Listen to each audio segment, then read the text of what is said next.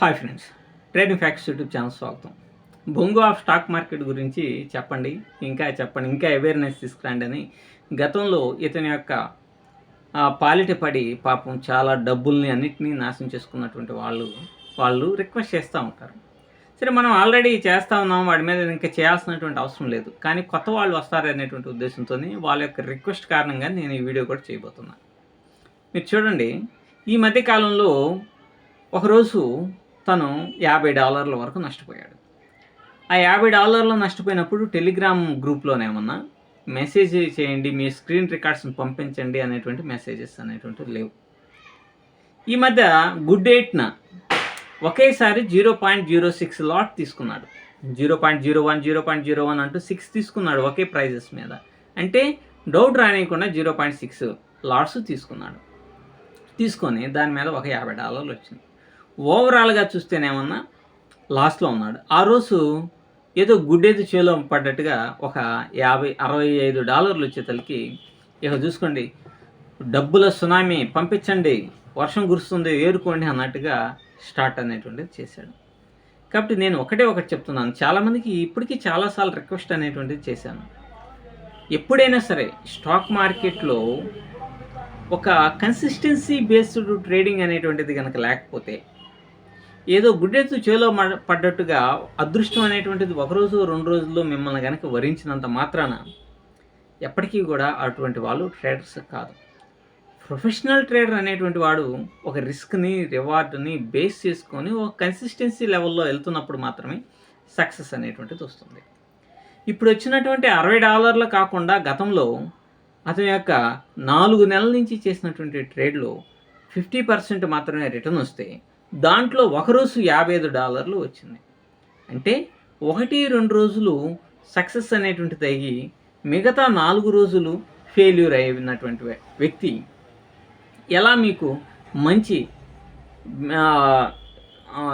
మనీని మీకు ఇవ్వగలగడో, మీరు ఒకసారి ట్రేడింగ్ ద్వారా ఇవ్వగలడో, ఎటువంటి ట్రేడరో మీరు ఒకసారి ఆలోచించండి. ఇప్పటికే ఇటువంటి మాయ మాటలు చెప్పి మీ కోట్లు వస్తాయి, మీకు ట్రేడింగ్ రాకపోయినా పర్వాలేదు, హాయిగా సంపాదించుకోండి, ప్రశాంతంగా సంపాదించండి అని చేస్తూ మాటలకి కొద్దిమంది సహజంగానే అట్రాక్ట్ అయ్యేటువంటి ప్రమాదం ఉంటుంది. సో దీనివల్ల ఏమవుతుంది, వీళ్ళు ఇటువంటి వాళ్ళ యొక్క మాటలు విని ఒక 50,000 ₹1,00,000 అప్పులు తీసుకొచ్చి చేస్తారు. ఇతను ఫస్ట్లో చెప్పినటువంటిది ఏంటి, అతి తక్కువ బడ్జెట్ తోటి, అంటే $2,500 బడ్జెట్ తోటి మీరు ఎంటర్ కావచ్చు కాపీ ట్రేడింగ్ అని చెప్పాడు.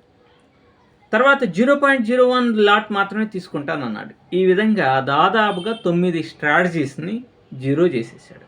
అంటే దాదాపుగా అందరికీ బొక్కపడేటట్టు చేశాడు. తర్వాత ఏమైంది, లాట్ సైజుని పెంచుకుంటున్నాడు. తనే $1,70,00,000 దాకా నేర్లీ పోగొట్టుకున్నటువంటి వాడు ఏదో ఒక రోజున మైండ్ బేస్ అనేటువంటి, అంటే వీళ్ళు ప్రొఫెషనల్ ట్రేడర్స్ కాదు, ఎక్కడో చాట వాళ్ళని స్టాక్ మార్కెట్ అట్రాక్ట్ చేస్తుంది, బిగ్ లాట్ సైజ్ చేస్తాడు. అతనే కాదు, నేనైనా సరే, ఎవరైనా సరే. దానివల్ల ఏమవుతుందంటే మొత్తం జీరో అయ్యేటువంటి ప్రమాదం ఉంటుందన్నమాట.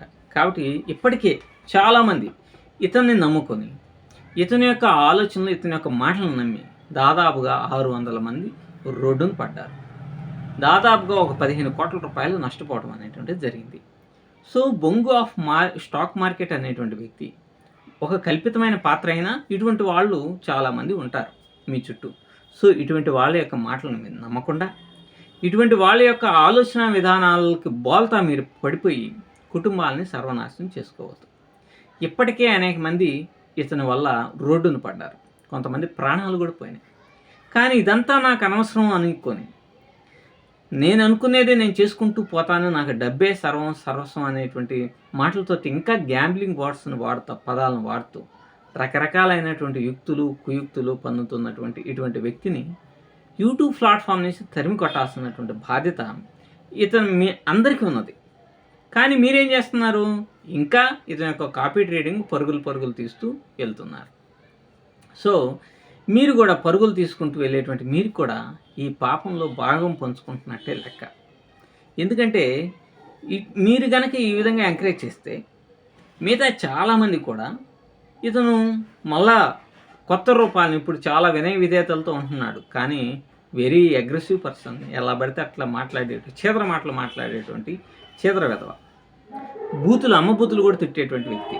సో ఇటువంటి వ్యక్తులకి మీరు దూరంగా లేకుండా అటువంటి వాళ్ళని కానీ ఎంకరేజ్ చేస్తే, మీరు మిగతా తర్వాత వచ్చేటువంటి వాళ్ళైనా ఇప్పుడు ఎవరైతే కుటుంబాలు విచ్ఛిన్నం అయిపోయి భార్యాభర్తల మధ్య గొడవలు వచ్చి చనిపోయి వీళ్ళు చేసినటువంటి పాపంలో మీరు కూడా భాగం పంచుకున్నట్టే లెక్క. కాబట్టి మీరు అన్నిటినీ చెకప్ చేసేసి మీ జీవితాన్ని మీరు నడుపుకొని, అవసరం ఉంటే మీ సొంతంగా నేర్చుకోండి, లేకపోతే నమస్కారం పెట్టేసేసి మీ పనులు మీరు చేసుకోండి. Thank you.